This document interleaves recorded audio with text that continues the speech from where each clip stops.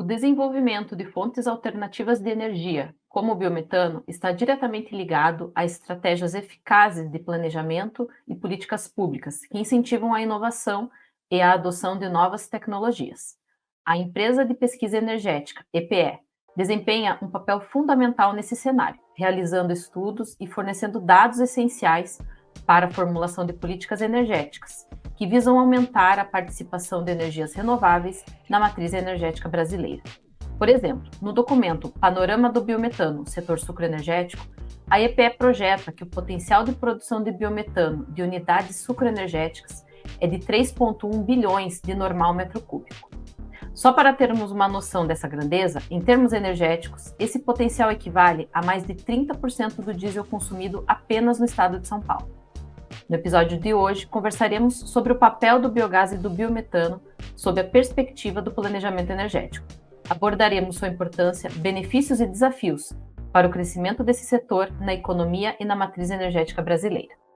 Eu sou Vanice Nakano e sejam muito bem-vindos ao podcast da Amplum Biogás. Engenheira química formada pela Universidade Federal Fluminense em 2001. Possui mestrado e doutorado em planejamento energético pela COP, UFRJ, com parte da pesquisa desenvolvida na Universidade Católica de Louvain-la-Neuve, na Bélgica. Desde 2002, vem atuando no desenvolvimento de estudos relacionados ao planejamento energético, destacando oferta e demanda de biocombustíveis e mudanças climáticas. A partir de 2008, passou a integrar o quadro de funcionários da Diretoria de Petróleo, Gás e Biocombustíveis na empresa de pesquisa energética, a EPE, colaborando nos estudos relacionados à área de biocombustíveis, dentre eles os relacionados ao Plano Decenal de Expansão de Energia, o PDE, e Plano Nacional de Energia, o PNE. Desde 2019, está como consultora técnica na Superintendência de Derivados de Petróleo e Biocombustíveis, atuando na gestão de pessoas e na elaboração e coordenação de estudos relacionados a etanol, biodiesel, bioeletricidade, biogás e demanda energética no setor de transporte rodoviário de veículos leves. É também conselheira da Rede Mulheres do Biogás. Nossa convidada de hoje é Raquel Martins Henriques. Raquel, é uma honra tê-la aqui conosco. Agradeço muito por ter aceitado o convite e estar aqui no podcast da Amplum Biogás. Boa tarde a todas, a todos os ouvintes. Eu que me sinto muito agradecida e honrada em fazer parte da construção dessa história, né, da Amplum e contribuir com esse podcast que eu espero que seja interessante e enriquecedor para todo mundo. Raquel, em todos os episódios, a gente convida o nosso entrevistado a compartilhar um pouco da sua vida além da vida profissional, antes da gente entrar no assunto técnico. Então, o que você poderia compartilhar aí com o nosso público? Alguma curiosidade, algum hobby, seja cidade de origem? Eu acho que eu posso começar. Bom, eu sou natural do Rio de Janeiro, cresci, assim, depois que a gente sai do Rio, que a gente vê que tem o sotaque do Rio, né? Quando a gente está no Rio, a gente não percebe. Mas cresci em Niterói, que é uma cidade da região metropolitana, que tem umas praias lindíssimas, era bem menor do que é hoje, mas cresci em Niterói, e fiz UF, que é em Niterói também. Aí a pós-graduação que eu fui fazer no FRJ e fiz esse pedacinho na Bélgica, que foi importantíssimo para a minha vida profissional, pessoal também. Foi muito enriquecedor. Eu sou flamenguista, sou mãe do Joaquim, que tem 13 anos, moro aqui em Botafogo, no Rio de Janeiro, e é isso, acho que trabalho na EPE, que é uma coisa que eu gosto, já estudava, quando a EPE foi criada, eu já trabalhava com planejamento, né, na COP, fazendo mestrado, e aí foi um fluxo natural da minha vida profissional entrar na EPE. Muito bom. E aí, aproveitando, né, você estando na EPE, como que você chegou na área de biocombustíveis, que hoje realmente é onde a gente vê, né, a tua atuação? Então, quando eu entrei na UF, eu sou engenheira química. E aí, durante a graduação, eu muito inocentemente, achava que o mundo ia se resolver com reciclagem, que não tinha sentido ter resíduo, ter lixo. E aí, a minha tese de mestrado, quando eu entrei na graduação, já pensava nisso. Aí, estudei até um pouco de alemão, achando que só na Alemanha tinha reciclagem, que só ia conseguir entender reciclagem se eu soubesse alemão. Aí, depois descobri que os papers indexados são todos em inglês, meu inglês já era suficiente. E aí, quando eu entrei na pós-graduação, eu já fui dentro do planejamento energético. O que eu busquei foi justamente isso, foi geração de energia com resíduo, que foi a minha tese de mestrado, que eu achava que não tinha sentido realmente, né, ter isso de forma como estava sendo, né? A minha grande questão era transformar aquilo em energia, fazer algum uso diferente dos resíduos. A minha tese de mestrado foi isso, foi com incineраção. Aí depois, no doutorado, eu fui fazer gasificação, que eu acabou usando a planta que estava lá na planta de Louvain-la-Neuve, né, na Universidade Católica de Louvain-la-Neuve, que foi uma experiência incrível também, aí estudando mais como que a gasificação podia ser otimizada e tudo mais. A EPE, o primeiro concurso, eu não estava no Brasil. No segundo concurso, a minha amiga Angela Costa, que hoje em dia é superintendente lá da EPE, me inscreveu. E aí eu passei no concurso e para mim foi muito natural, já foi continuação da minha linha de trabalho já, né, que eu já estava desenvolvendo na pós-graduação. Então já tinha atuado em alguns projetos na própria universidade relacionados a isso, as discussões do clima, as discussões de como, porque veja, isso a gente pode até explorar depois, mas o Brasil é um país muito rico em recursos, né? E o uso do resíduo como recurso faz com que a gente poupe outros recursos que são mais importantes para outras coisas. Isso fora é jogar energia fora também, porque já tem uma energia ali dentro que pode ser usada para outra coisa. Então, essa era a minha motivação maior, e hoje em dia tem. Aí depois começaram as discussões, ou simultânea a isso, na verdade, né? Discussões sobre mudanças do clima, o uso da energia limpa e o recurso energético residual, ele é uma fonte importante de energia limpa. Então, tudo fazia sentido. Estudar isso sempre fez sentido para mim. Sempre foi lógico. Como que a gente não usa os melhores recursos naturais que a gente tem? Como a gente não valoriza os resíduos que a gente tem? Todas essas questões sempre foram muito prementes. E aí, depois, com o tempo, as coisas vão ficando mais complexas, a gente vai entendendo outras coisas.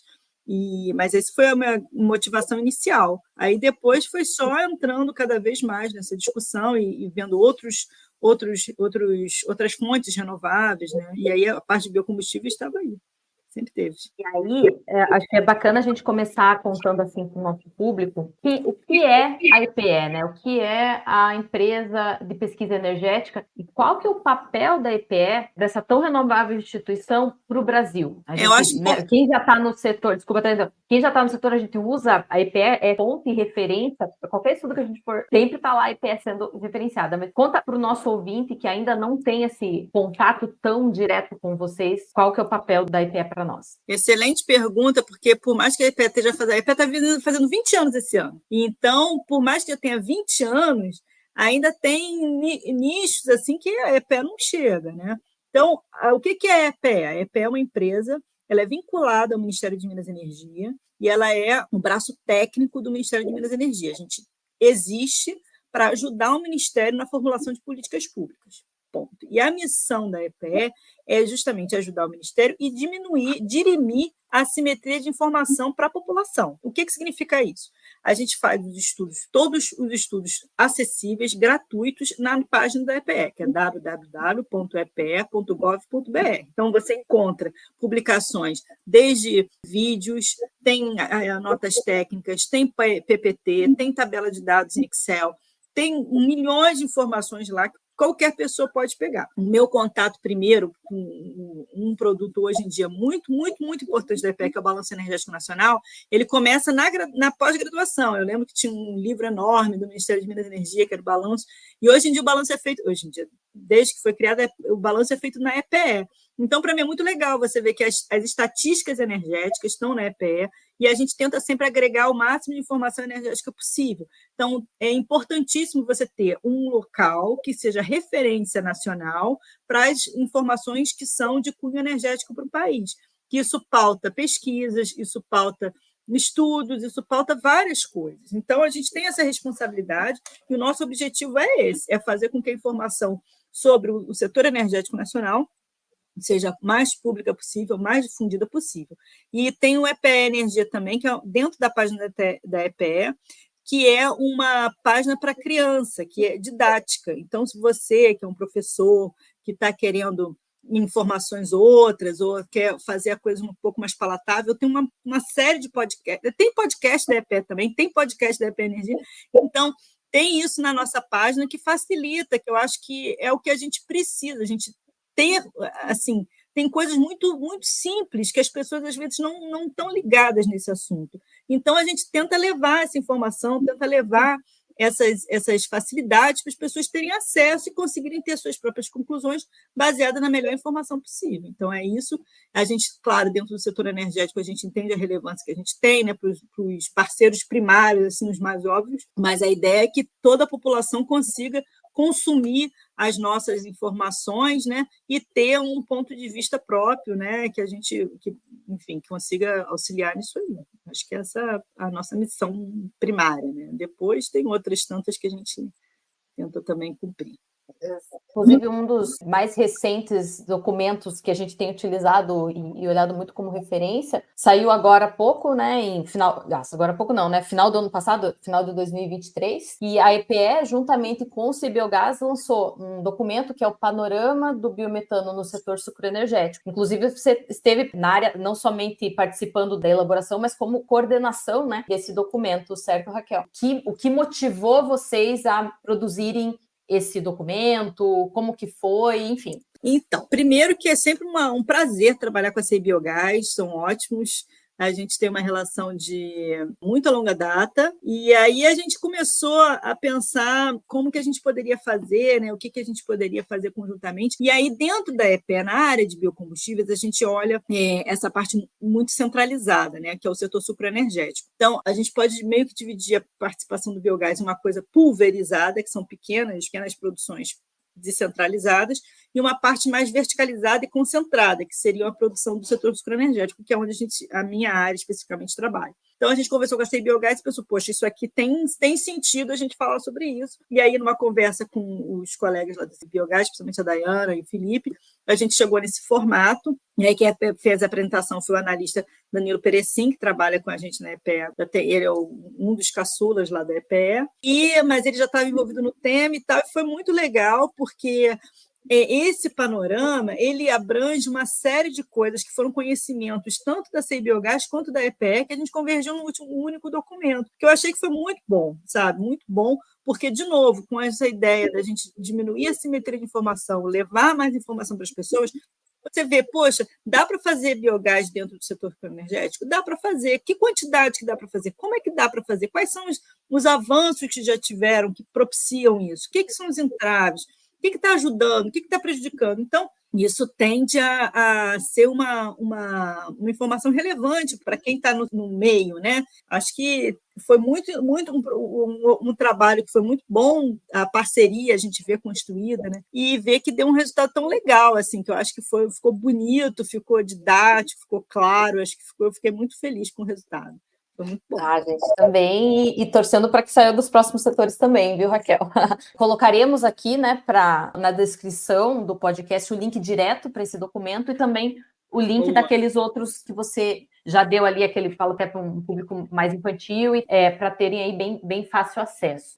Nessa publicação, Raquel, eu gostei muito daquela comparação que vocês fizeram com o setor de gás natural, né? O tamanho do setor do biometano versus o tamanho do gás natural. Para quem não viu ainda, trata-se de umas escalas que se coloca, né? O quanto que o setor sucroenergético produzindo biogás pode contribuir e as escalas, né? Versus aí a capacidade de produção de uma instalação de gás natural, por exemplo. No primeiro momento, Raquel, a gente olha e fala, caramba, se a gente olhar na perspectiva do setor de óleo e gás, o biometano, entre muitas aspas, não vai resolver o problema. A escala não é compatível, não é das mesmas grandezas. Porém, a gente sabe que não é por aí que a gente deve olhar o setor do biometano. Você, como analista da IPE, bem como, né, coordenadora dessa publicação, qual é a interpretação que a gente pode dar dessas diferenças tão grandes de escalas? Eu acho que tem uma coisa que a gente tem que ficar sempre ligado, que não vai ter uma solução única para resolver todos os problemas, né? Então, não existe uma resposta que vai ser uma varinha de condão que vai resolver tudo de uma vez. O que a gente tende, até como próprio objetivo de diversificação, é você ter o melhor uso da melhor fonte possível para aquele problema. Então, quando a gente fala de biogás, de biometano e tudo mais, o que acontece? O Brasil é rico em recursos, a gente tem fontes que resolvem problemas ambientais, inclusive. Então, quando você pega, por exemplo, a vinhaça da indústria sucroenergética, se você faz uma biodigestão dessa vinhaça, o que sobra dessa biodigestão, o líquido disso, ele é melhor para o solo para fazer fertirrigação do que quando estava com o conteúdo orgânico dentro. Então, isso já é um ganho, porque diminui a poluição no lençol freático. E, ao mesmo tempo, você usa aquela parte orgânica, que seria simplesmente degradada, para fazer um recurso renovável. Isso é uma coisa. No caso da suinocultura, por exemplo, os dejetos animais, eles podem ser colocados dentro de um sistema de saneamento qualquer, ou pode ser colocado no biodigestor. O biodigestor vai ter um retorno daquilo, o saneamento vai ser só onerar, aumentar a carga, né, de produto orgânico para ser tratada como indústria de saneamento. Então, você tem os benefícios que já são atrelados a isso. E aí, na hora que você atrela o benefício, você tenta resolver alguma outra questão. No caso, por exemplo, do sistema aviário, eu fiquei muito impressionada quando eu soube que em uma determinada região você tem um conjunto de produtores de galináceos no final da rede, lá onde chega as ramificações das distribuidoras de energia elétrica. Aí lá naquele pontinho lá, que o fulaninho de tal tem uma branja, ele precisa de energia elétrica para ficar com a luz ligada lá o tempo inteiro, em cima da galinha, que fica comendo sem parar durante um tempo XPTO. Se cai a energia dele, ele fica sem energia por um período de tempo grande, ele perde aquelas galinhas todas. E às vezes é uma produção pequena, a pessoa passa a ter problemas concretos de financiamento, de endividamento e tal.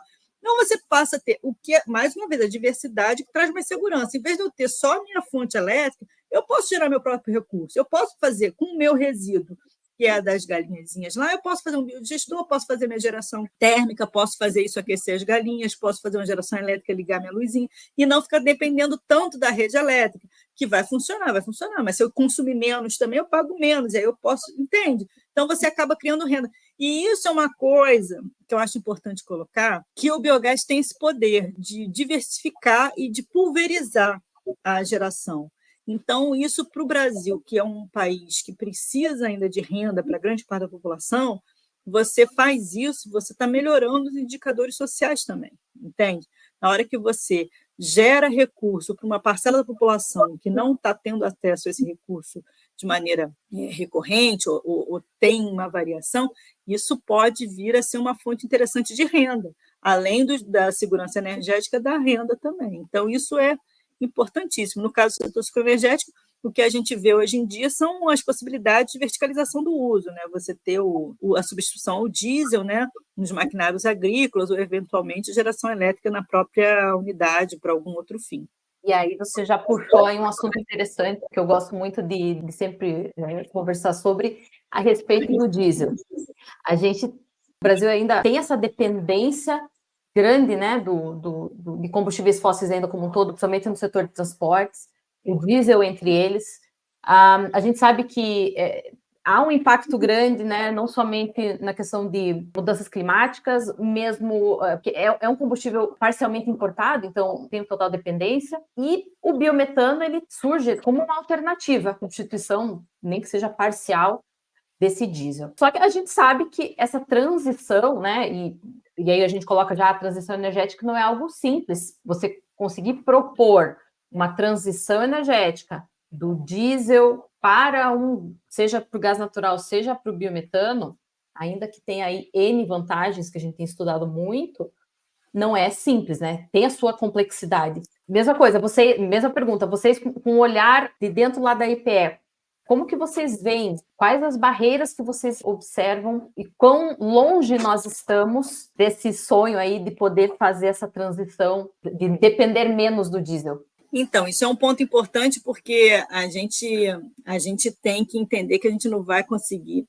As coisas, como eu já falei, né, não são uma bala de prata. A gente vai coexistir. A transição, se a gente for olhar no tempo, a transição energética nunca ocorreu porque aquele recurso que estava sendo usado acabou. Ela ocorre porque outro recurso que naquele momento faz mais sentido para aquela realidade acontece. Então, você estava lá com a lenha, lá no começo tinha o carvão, aí depois do carvão veio a lenha, e aí a lenha era muito volumosa para carregar energia, aparece o petróleo. O que o petróleo ele é um adensador de energia, você carrega muito mais energia em menor volume, você consegue trazer essa energia líquida, o que facilita uma série de coisas. Então, faz muito mais sentido você usar petróleo e derivados do que usar a lei que você estava usando. Então, agora vem outras fontes usando porque tem um sentido ambiental. Então, você vê o crescimento do uso do gás, o crescimento de outras fontes renováveis, não porque o petróleo acabou, mas porque faz sentido aquilo naquele momento. E, nesse momento, é muito importante dizer que a gente vai continuar usando petróleo. O petróleo é importante. A gente pode fazer um uso mais eficiente, um uso mais consciente, mas a gente não vai deixar de usar por um longo período de tempo. A gente vai coexistir com outras fontes, e quanto mais renovável for essas variedades de fontes, melhor para nós todos, para o Brasil, para o planeta, para toda a humanidade. Mas a gente não vai entrar numa de petróleo zero. Acho que isso é importante a gente dizer, que não é uma possibilidade concreta, ou talvez não seja a melhor possibilidade, né? Então, a gente vai ainda ter que fazer bastante coisa usando petróleo. E, é claro, o Brasil é curto em diesel. O Brasil tem petróleo, mas tem pouco derivado. Então, a gente tem conseguido, e aí, mais uma vez, a EPE no objetivo de esclarecer, de trazer informação, né? O que a gente sempre tem tentado é isso, é você botar lá que você tem que ver dentro da cadeia, no caso, o setor sucroenergético, a gente tem a cadeia sucroenergética, a gente tem a possibilidade de produzir biogás dentro dessa cadeia, a gente pode ter o biometano. Hoje em dia tem máquinas agrícolas, há um tempo atrás não existia essa possibilidade, mas agora a gente tem máquinas agrícolas, a gente tem empresas que estão se colocando à disposição para, às vezes, você não ter como é que você vai especificar o seu combustível e tal. As empresas estão se colocando nessa posição de pode usar, a gente, enfim, ter uma conversa aí que possibilite o uso do biometano dentro desse maquinário agrícola, que a gente sabe que é caro, que ninguém está querendo fazer brincadeira de cobaia nisso, é um equipamento caro. Então, existem esses caminhos que fazem sentido econômico e sentido ambiental. Então, a gente tem tentado isso. Uma coisa que é importante dizer, nesse caso, é que, veja, o que acontece? O Brasil ele se colocou de uma forma que a maior parte das refinarias estão colocadas na costa nacional. E o Brasil é muito grande para dentro também. A gente não vive só na costa. Muitas capitais estão na costa do Brasil, mas tem uma população muito grande dentro. Então, se você pega um mapa que você vê a produção e para onde escoa a produção, tem uma produção de grãos, principalmente de soja, milho, no interior do Brasil. A produção é escoada para a costa para ser exportada. Então, se você tiver uma produção, veja, se você tiver uma produção de biometano nesse central, no Brasil central, você diminui tanto o diesel que sai, que você tem que usar o diesel para levar o diesel lá para o meio, e usar o diesel do meio para descer com o produto para a costa. Então, se você tivesse uma produção centralizada além de biometano, você diminui tanto o diesel que vai como o diesel que vem. Isso, né, isso faria sentido, faz sentido isso. Então, a gente tenta mostrar essas coisas, tenta mostrar a viabilidade disso dentro dos nossos produtos, que tem custo agregado, a gente tenta falar isso nos eventos que a gente vai, só que tem dentro da EPE, a gente não é executivo, né? A gente faz parte de um pedaço técnico. O que a gente tenta é mostrar isso tudo, o governo saber dessas coisas, a sociedade saber dessas informações todas, porque, como a gente já falou, tudo é público, e a partir desse momento, os atores se mobilizarem, se conscientizarem, conseguirem se organizar para a gente, tanto o governo federal, tentar pautar políticas que fazem sentido para que essas coisas aconteçam de maneira mais célere, tanto a sociedade também se organizar. Eu acho que eu consigo consociar isso aqui, consigo falar com não sei o que lá. Tem as entidades como a Biogás, como a CEI Biogás, como outras tantas, né, que podem se organizar e ajudam e falam. Então, os nossos produtos, o PDE, por exemplo, tem sempre uma chamada pública, as pessoas podem ler, podem argumentar, podem questionar, e aí a gente vai construindo assim o nosso caminho, que eu acho que é importante dizer, que aí qual é a missão da EPE também, né? Humildemente, a gente tenta fazer com que haja uma distribuição melhor dos recursos. Idealmente seria que a EPE conseguisse fazer uma distribuição melhor dos recursos energéticos para a população. Então, a gente, consciente disso, o que precisa? A população precisa de energia segura, energia barata e que todo mundo tenha acesso. Então, é esse o nosso esforço. Vamos tentar mostrar quais são os recursos, como usar os recursos, é melhor otimização desse recurso. Se for desse jeito, olha como é que fica. Se for daquele jeito, como é que fica. Vamos mostrar isso, porque o objetivo é que a gente tem uma demanda reprimida de energia enorme. O Brasil E vários produtos da EPE que falam isso, assim, tem uma parte da população que se comporta como se estivesse no Japão, mas a maior parte da população se comporta como se estivesse no Marrocos, entendeu? Um consumo de energia muito baixo, que energia é importante para quê? Para você ter a sua comida bem ambientada, é importante para você colocar as suas coisas, ter luz para você estudar à noite, é importante para, sabe, uma série de medidas, às vezes para acessar um celular, fazer um curso à distância, para você ter acesso à internet. Então, tem várias coisas que são importantes no uso da energia, não só energia elétrica, mas energia para várias outras coisas, para cocção, o consumo de lenha aumentando para cocção, entendeu? Então, você tem que ter energia para isso. Várias coisas a gente tenta exatamente isso, fazer esse esforço para diminuir a dissimetria de informação e fazer outro esforço para conseguir fazer com que a população, de alguma maneira, seja beneficiada. E, Raquel, quando a gente pensa, né, nessa questão da assimetria de informações, né, para a população no geral, quando a gente fala o termo energia, a primeira coisa que vem à cabeça acaba sendo energia elétrica, ter somente a energia elétrica. Só que é muito mais amplo, né? É você ter acesso a um gás, e não somente um gás, às vezes, por meio de um botijão, né? É a gente pensar que o quanto que a população como um todo se beneficiaria em ter um gás canalizado. Inclusive, no podcast passado, a gente fez a gravação com a Paula Campos, que foi Arcesp, Iabar por um tempo, e falou-se disso, né? O quanto é importante pensar que outras formas de energia também traz qualidade de vida, né?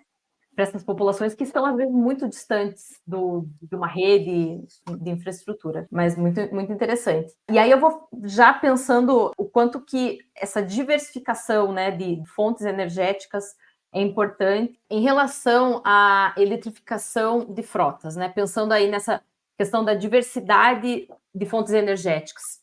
Quando a gente pensa em uma perspectiva da análise de ciclo de vida, a gente pode pensar num produto desde a fronteira, né, do berço ao túmulo, ou então do berço até a roda, ou então gate to gate, enfim, tem vários recortes que a gente pode olhar e interpretar esses diferentes estudos.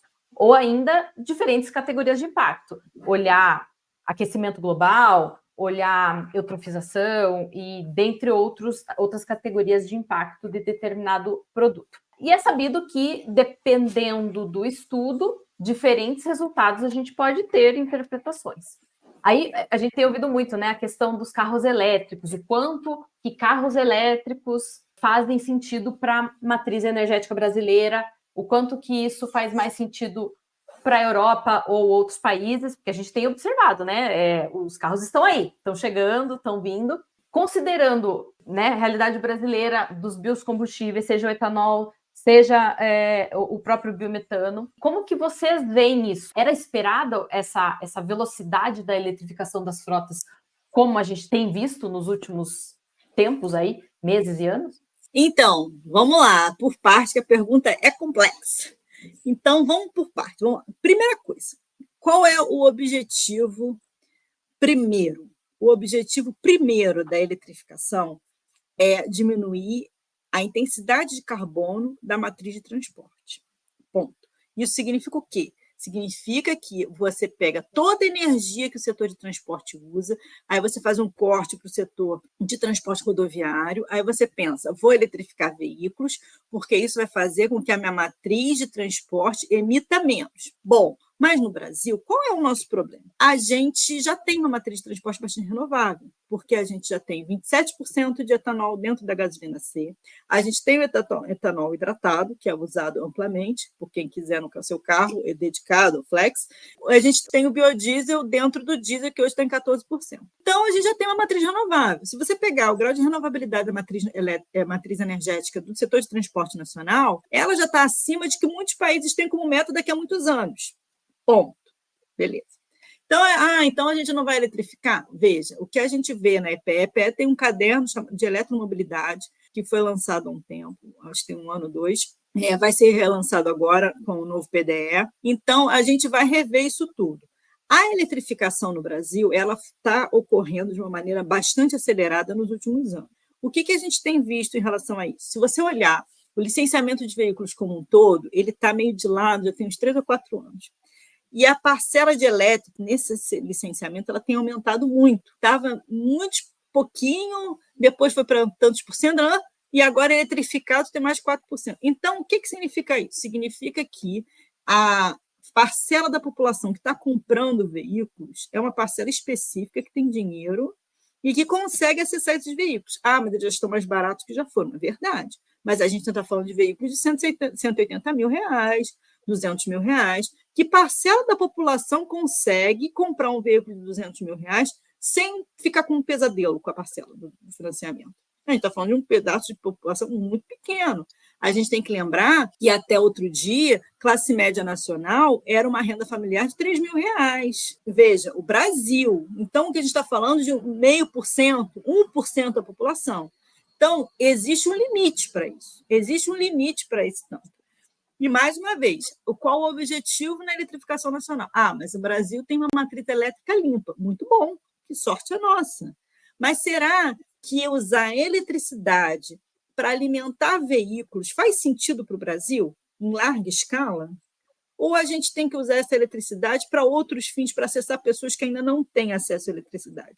Porque, se for pela renovabilidade, a gente tem etanol para caramba. Acho que o veículo elétrico ele tem sentido.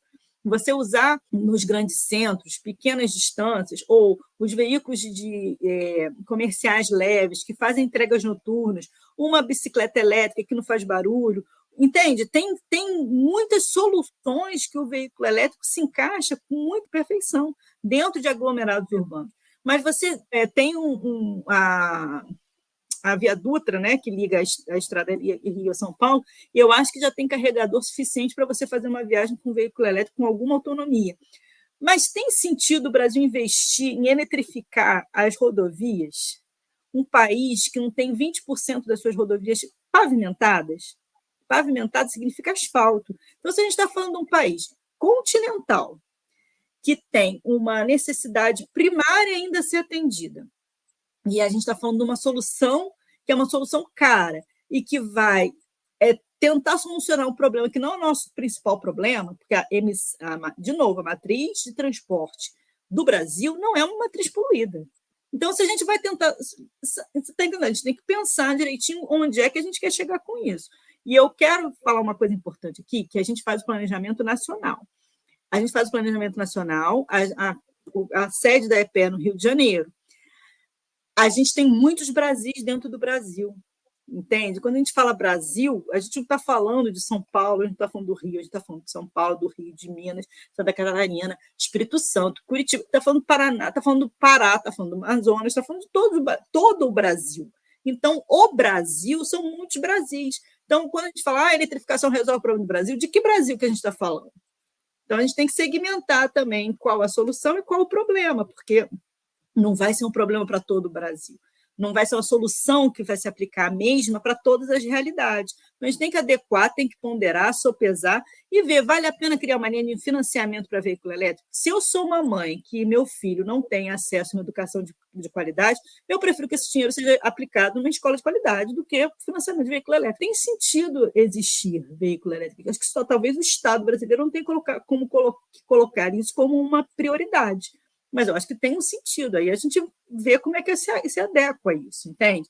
Então, a gente tem que pensar que são várias as necessidades nacionais, a gente tem uma frota de cerca de 38 milhões de veículos, essa frota é uma frota antiga, que ela demora tempo para trocar inteiramente, não dá para tirar todo mundo, trocar todos os postos de gasolina por postos de abastecimento, e não, ainda vai ter muitos anos de veículos. Isso, veja, eu estou falando de uma realidade nacional, mas a EPE, ao longo dos anos, tem se aprofundado nas parcerias internacionais.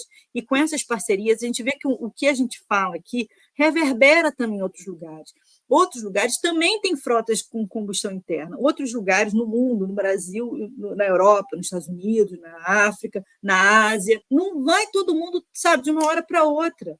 Então, tem grande quantidade de motores a combustão interna que vão continuar existindo, que necessitam de combustíveis líquidos para continuar fazendo sentido, e com o avançar das novas tecnologias, os veículos têm que ficar mais eficientes, sim. Os veículos podem ficar mais eficientes, sim, e eles devem fazer isso. Tem o programa Mover, agora do governo federal, que foi sancionado semana passada pelo presidente Lula, tem outras iniciativas que estão em andamento.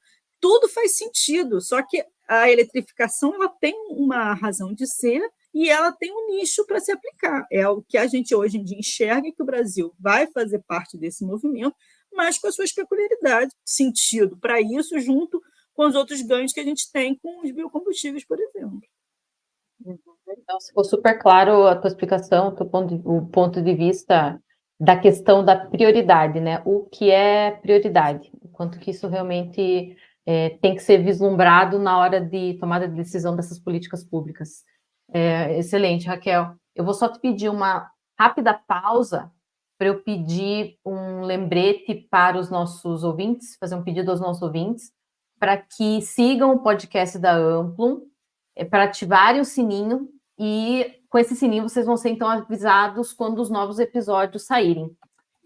Deixem também o seu like, se vocês estiverem no YouTube, ou se estiverem no Spotify, marquem as 5 estrelinhas como avaliação ali no nosso podcast, por favor. E também recomendem esse podcast para quem gosta do tema. Isso ajuda muito a gente a chegar em mais pessoas. Raquel, ainda pensando nessa questão aí dos combustíveis, né? Temos visto muito também a tendência, né, e esses cenários novos com o crescimento dos combustíveis avançados, né? Seja SAF, que é o Sustainable Aviation Fuel, que é combustível de aviação, seja hidrogênio. Como que você vê o papel do biogás junto a essas soluções, né? Novas soluções energéticas que já está aí? Eu acho até interessante, né? O quanto que hidrogênio já está, inclusive, dentro da cabeça de pessoas que não têm ligação com combustíveis, mas o hidrogênio já chegou lá, né? Qual é a dessa do hidrogênio? A pessoa já tem essa curiosidade. Como que você vê, então, primeiro, né, como que o hidrogênio e esses combustíveis avançados estão hoje no Brasil? Que velocidade estamos falando disso? E como que você vê o biogás se encaixando nessa tendência? Então, quando a gente começou lá na EPE, fala de biocombustível, só falava de etanol e biodiesel, né? Aí agora a gente fala de etanol, de biodiesel, de biogás, de SAF, de HVO, de muitas outras coisas. Em relação, por parte, eu acho que o Brasil tem como foi para o biogás, quando você teve uma maturidade do mercado, junto com a maturidade dos arcabouços legais, o biogás aumentou bastante a sua participação na matriz energética nacional. Ainda é pouco, mas cresceu muito, se você for olhar nos últimos 10 anos, a própria relevância da discussão do assunto no mercado, né? Você tem organizações hoje que falam disso, você tem a Amplum, que surgiu fatalmente depois desse tempo, você tem estruturas mais bem organizadas, tanto da CEI Biogás como da Biogás. Então, tudo isso se consolidou à medida que o mercado também foi se consolidando e o arcabouço legal, e teve as resoluções normativas da ANP, teve as especificidades dos próprios parâmetros do governo federal. Então, vários módulos, o arcabouço legal mesmo foi se estruturando, a sociedade foi se estruturando, e hoje em dia isso está muito mais consolidado. Depois que o biogás se estrutura, surge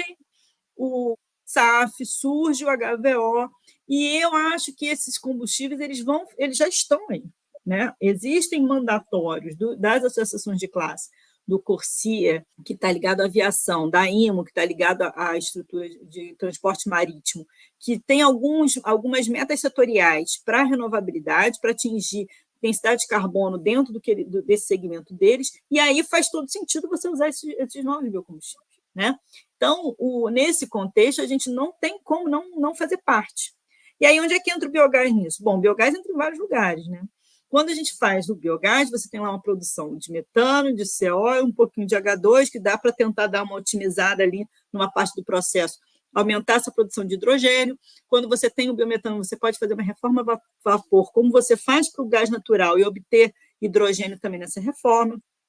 Estou falando de maneira muito, muito simplificada, tá? E quando você está vendo isso tudo, é interessante você ver que o Brasil tem esses recursos, ele pode ser um player importante nesse lugar.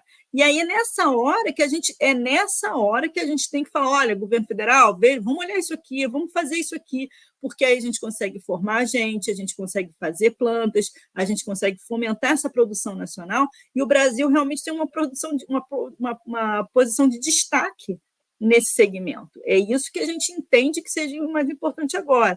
A própria discussão das biorrefinarias, a discussão dessas biorrefinarias, quais são os bioprodutos que são gerados, qual o valor agregado desses bioprodutos, isso tudo tem que ser discutido, é tudo isso que a gente entende que é importante. Então, mais uma vez, o biogás ele passa a ser não só uma coisa que surge quando eu faço biodigestão, mas passa a ser um recurso que é veículo para outros recursos de maior valor agregado. Então, o Brasil não tem como ficar de fora desse segmento, desse cenário, né, energético.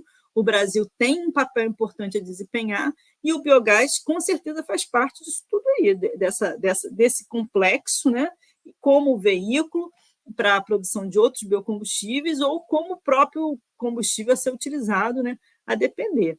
Em relação ao hidrogênio, a gente, assim, eu acho que já teve um boom maior, né? Já teve um momento maior do hidrogênio. Exato.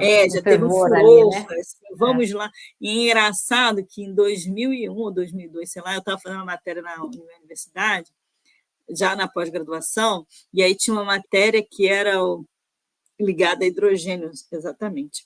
E aí era como se o petróleo fosse acabar e o mundo fosse viver só à base de hidrogênio. Não tinha cor nessa época, não tinha esse arco-íris, e eu acho que nem seja a melhor solução, porque, enfim, né, o mais importante não é a cor, mas assim, o quão ele deixa de ser intensivo em carbono. Aí, isso tudo, naquele momento tinha sentido, arrefeceu e agora volta de novo. Hidrogênio é uma molécula muito interessante, ela pode realmente contribui bastante, mas eu acho que tem que estudar profundamente para ver como que vai ser esse transporte, quais são as possibilidades de combustíveis realmente que podem ser utilizados. Se é hidrogênio puro, hidrogênio com amônia, hidrogênio com... Entende?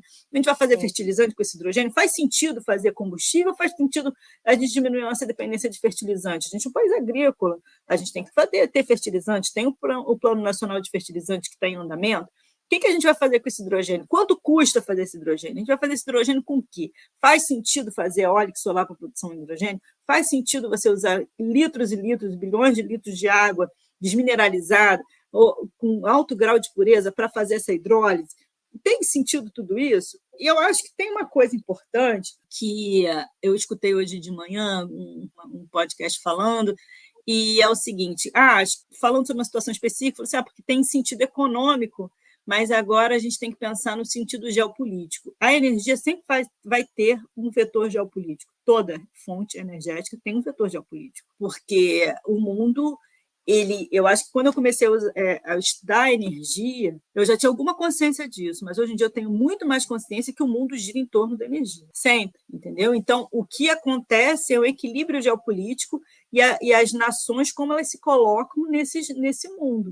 Tem energia, um ponto importante, água é um ponto importante, mas existe o planeta tem muito mais água do que terra, né? Então, existe uma idealização do que o recurso é abundante, tem chuva e tal, mas a energia está lá onde você coloca o seu pé. Então, o Oriente Médio tem o seu poder, porque lá tem um bando de petróleo ali embaixo, né? Se tivesse petróleo no Saara, ia ter outra discussão ali. Então, não tem, vamos ligar para onde tem. Então, o Brasil é um país gigantesco, a gente é riquíssimo em recursos, riquíssimos, e nós temos que nos apropriar disso, a gente tem que gerar valor nesses recursos, a gente tem que movimentar a economia interna, chegar a agregar valor a isso tudo, a gente tem que crescer como nação, distribuir melhor nossas riquezas, não pode ter uma concentração tão grande com tanta gente passando fome, sofrendo, não pode, então a gente tem que fazer isso.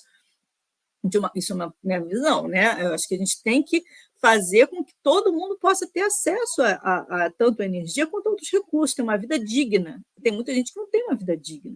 E a gente tão rico, como que a gente faz isso, entende?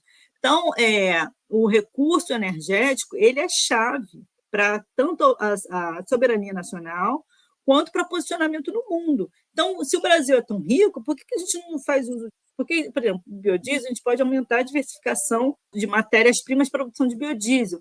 A gente pode melhorar, gerar renda em outros lugares que hoje em dia não estão gerando.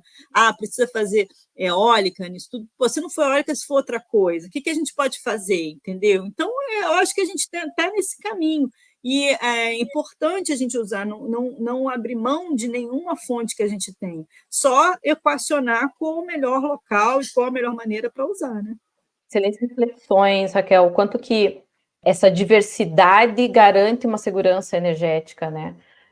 O quanto o depender de poucas fontes torna o país frágil, né? A gente viu aí o que aconteceu com a Europa, né, com receios terríveis, né, em pleno inverno vindo, possibilidade de ter o combustível principal ali cortado, então quanto isso realmente fragiliza, inclusive, nações super poderosas, né? E você colocou muito bem, o quanto que o Brasil tem uma vantagem e que precisamos estudar mais essas nossas vantagens, né? Aproveitar melhor ainda, cada vez mais. E essa descentralização, né? Possibilidade de ter geração de energia, né? Descentralizadas, o quanto que isso não impacta diretamente em uma melhora das condições locais de emprego, de renda e riqueza, né? Geração de riqueza. Pensa que a Alemanha é do tamanho de Minas Gerais, só pensa. Então, exatamente. A Alemanha é do tamanho de Minas Gerais. E, com certeza, Minas Gerais tem mais recursos que a Alemanha. Exatamente. O Brasil é o maior produtor de café do mundo. O maior produtor de café do mundo. Mas quem ganha com isso é a Nestlé, que faz a cápsula de café lá. Exatamente. É disso que eu estou falando. É disso que eu estou falando, entendeu? É a mesma coisa para todas as outras coisas. A gente tem aqui uma capacidade de produção gigantesca, mas eu não preciso carregar esse café daqui para a Alemanha ou para a Europa, sei lá para onde que eles fazem aquelas cápsulas, e trazer para cá custando. Eu vendo, sei lá, uma saca de café por R$50, eu estou chutando, não sei quanto é que custa, mas que seja uma saca de café, e aí compro uma cápsula que deve ter meia grama de café por R$5. É aquilo do agregar valor, né? É claro, gente. A gente tem que agregar valor aqui, né? A gente precisa fazer isso. A gente precisa fazer isso, entendeu? A gente precisa gerar renda, a gente precisa gerar riqueza, a gente já tem tudo aqui, gente. Vamos trabalhar, vamos fazer. Vamos. Entendeu? É isso. Vamos aí. Lá. Reflexões importantíssimas, excelentes pontos que você trouxe, Raquel, para a gente refletir mais. Coloquei aqui como última questão, né, a gente falou mais dos biocombustíveis, falamos alguma coisa sobre a questão da energia elétrica quando a gente falou da eletrificação, e vou puxar de novo a gente olhar o setor de energia elétrica. Qual que é a tua visão a respeito disso? O biogás, ele nasceu e se fortaleceu, né? Não que ele nasceu na energia elétrica, mas ele realmente tomou corpo, disseminou por meio da geração de energia elétrica. Teve, né, ainda hoje, para pequenos produtores, faz muito sentido, é mais viável economicamente, você consegue, né, em pequenas escalas, tornar o aproveitamento do biogás para energia elétrica acaba sendo mais viável. Também foi impulsionado muito a questão da geração distribuída, né? A GD no Brasil começou com biogás, hoje a energia fotovoltaica se aproveitou muito, né, disso, e ótimo, hoje a gente vê, realmente isso disseminou, hoje faz parte aí de algo mais, está acessível, né, grande parte da população consegue imaginar o que é a geração fotovoltaica, né, muito graças aí a essa AGD que nasceu há alguns anos atrás. E aí, nos últimos 2 anos, a gente pode colocar que, principalmente com os grandes produtores de biogás, o olhar do biometano tem sido realmente o grande foco. O retorno, obviamente o retorno financeiro está mais interessante, as possibilidades estão muito interessantes, são grandes produtores ali de biogás, estão saindo da energia elétrica e migrando para o biometano. E aí a gente tem percebido até um movimento de que até os pequenos produtores também estão começando a estudar, né, o biometano como alternativa. E aí eu te pergunto, considerando hoje a matriz energética brasileira, que você já comentou e falou muito bem que já é, né, provavelmente a parte de energia elétrica ela é relativamente limpa e comparada principalmente com outros países, excelente, né? E também a questão do baixo valor de retorno da venda da energia elétrica hoje, né? Como que você vê o futuro do biogás no setor elétrico? Isso você vê que às vezes é só uma fase? Vanessa, calma, isso aí é só uma fase ou não? A tendência é que isso realmente haja essa migração mais importante para biometano, outros combustíveis, e o que isso pode vir a afetar o planejamento como um todo, planejamento energético brasileiro? Bom, primeiro, a pergunta é bastante complexa, eu vou dar o meu olhar aqui, mas eu quero dizer que eu não sou a mais esperta no setor elétrico, que isso é um mundo gigante, tá? E a parte também, né? É, a parte. Dito isso... Tá bem, tá ótimo. O que acontece? Bom, primeiro tem a valorização. O que eu acho importante dizer é o seguinte: a gente está numa fase agora que a questão ambiental tem realmente valor, tá? Em algumas outras, o Brasil, quando ele começou vou falar do programa do etanol, tá? Quando ele começou a fazer o pró-álcool, a questão ambiental não era uma discussão. Ninguém está preocupado se o etanol emitia mais ou menos que a gasolina. A questão ali foi segurança energética. Então, a gente saiu de uma crise de petróleo, o Brasil olhou para o lado, olhou para o outro, falou assim, gente, se eu ficar dependendo só disso, o que vai ser de mim? Vamos criar alguma coisa que eu consiga fazer aqui. Temos etanol, a gente sempre exportou açúcar, desde que chegou o primeiro nau português aqui, trouxe cana-de-açúcar, não sei o que lá, pum, ficou ali no Nordeste, assim, depois trouxe para São Paulo, e estamos aí, a gente ficou exportando açúcar muito tempo. Continuamos sendo o maior player de açúcar no mundo, ou seja, não somos, a gente exporta 40% do mercado internacional, ou seja, indubitavelmente o Brasil tem peso na produção sucrocoleira. Bom, dito isso, o que acontece? A gente falar do biogás nesse sentido, eu acho realmente que o preço da energia, com essa questão toda da GD que você botou, o modelo de negócio do setor elétrico está cada dia mais complexo. O que acontece? Você antigamente tinha a gestão disso tudo centralizada. Você só tinha os leilões, que você fazia comercialização de energia no mercado regulado, as distribuidoras compravam dessas geradoras e ficava tudo fechado ali. A partir do momento que você começa a ter uma pulverização, que você começa a ter GD, eu não dependo mais da rede, eu gero a minha própria energia, eu faço contrato bilateral com o meu vizinho aqui, que tem um painel fotovoltaico, não sei o que lá, a distribuidora está nem sabendo de onde eu estou, não está nem sabendo de mim. E aí só que isso está ganhando uma proporção que ficou grande, que era GD traço, já aparece. Se você faz um gráfico, era um tracinho, já tem um voluminho. E isso aumenta a complexidade do sistema. Né? E aí, em determinada hora, vamos lá que a minha placa fotovoltaica quebrou, eu preciso puxar da rede. Bom, a distribuidora não sabia nem que eu existia. De repente, eu estou consumindo a energia dela. Se isso acontece em grandes proporções, 10% da energia que eu nem sabia que estava vendo começa a aparecer, o que faz a distribuidora? Ela tem que comprar energia de onde? Então, isso cria uma complexidade do sistema. E eu acho que o biogás com o biometano tem muito a ganhar. Com o biometano. O biometano, ele tem agora o gás REC, que você pode, né, dissociar a parcela ambiental da parcela de energia. Você consegue fazer isso. Você tem o REID, que está facilitando muito, que é o que você falou, que os projetos de biometano são elegíveis, está chamando muito para esse lado. Você tem a substituição veicular, que é você botar o biometano para substituir diesel, você fazer o uso em maquinário agrícola. Então, o biometano ele aparenta ser uma solução bastante atrativa para esse mercado de biogás. Por outro lado, o que a gente vê, quando você fala assim, os grandes produtores de biogás, as grandes produtoras de biogás ainda são as maiores, os aterros sanitários, né? Grandes produtores de biogás, geração de energia. Existe uma política de saneamento que tenta otimizar o uso do resíduo sólido urbano para a geração de energia, né? Você tem uma política nacional de resíduo sólido urbano. Então, essa política ela tenta acabar com os lixões a longo prazo. O objetivo inicial, assim, o mais nobre, seria você segmentar os resíduos desde o começo, você não ter nem lixão, você ter um direcionamento ou para reciclagem ou da fração orgânica para um uso, né, para biodigestão, qualquer outro uso que fosse.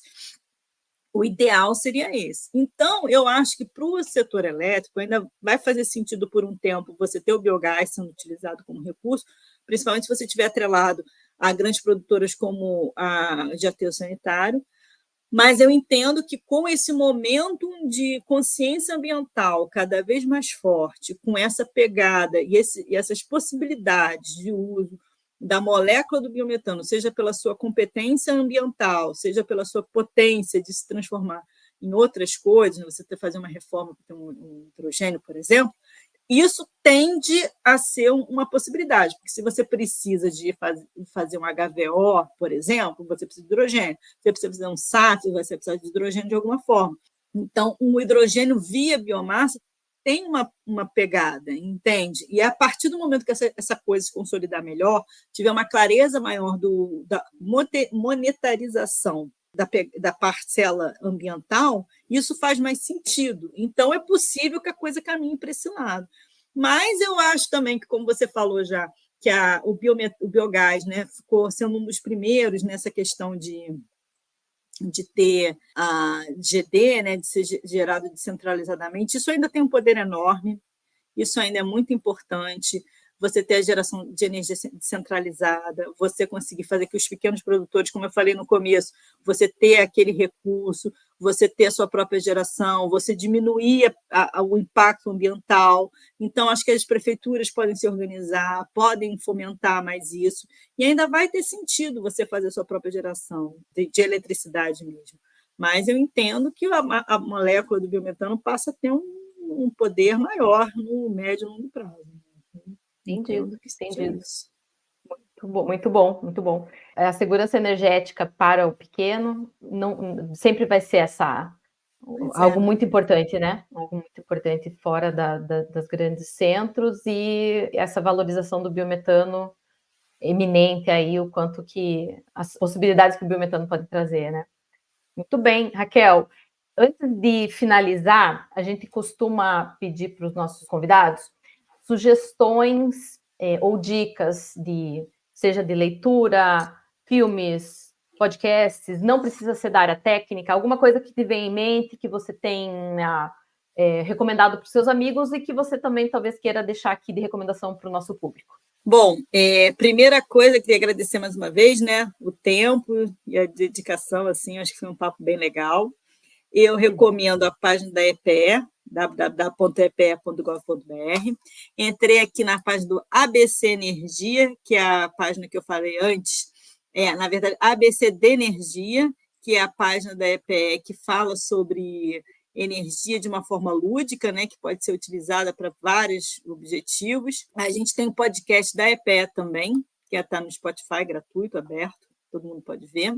Eu, enfim, tenho muitas coisas que eu poderia indicar como leitura, mas em vídeos e filmes, tem eu vou pegar direitinho o nome aqui de um filme que foi muito legal recentemente, é O Menino que Descobriu o Vento, que eu acho que vale a pena ver. É um filme muito legal, que traz um pouco isso, né, que fala sobre essa questão energética, que eu acho que vale a pena olhar esse filme. E eu acho que ler é sempre bom, eu gosto muito de ler, eu leio sempre que posso, que ultimamente tem sido mais difícil, mas qualquer literatura é importante você criar, antes de tudo, eu acho que talvez seja o mais interessante disso, primeiro é você ter certeza das fontes de informação que você está usando, prestar atenção nas informações que você está digerindo, não, como é que eu posso dizer, em absurdos, porque o que a gente vê, às vezes, as coisas parecem absurdas fazerem sentido, tipo,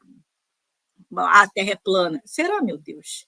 Será que Galileu morreu, foi condenado, fazendo 1000 contas lá? Mas vamos pensar sobre isso, vamos checar as fontes de informação que a gente está usando, vamos questionar as fontes de informações que a gente está usando, vamos buscar a origem da informação que a gente está usando, vamos parar de usar informações que não fazem sentido, vamos buscar, vamos tentar diminuir o impacto das informações ruins na nossa vida, de todas as informações ruins. Então, sejam elas do setor energético, a informação é poder. Informação é poder. O que a EPE tenta dar é empoderar os outros. Na hora que você divide informação, você está empoderando as outras pessoas. É isso que a gente quer fazer. Empoderar as pessoas para elas tomarem suas próprias decisões. Então, quando você vir uma coisa que parece muito, muito ruim, respira, vamos checar de onde vem. Serve para energia, serve para vida política, serve para vida de saúde, serve para tudo na vida. Respira e pensa de onde vem.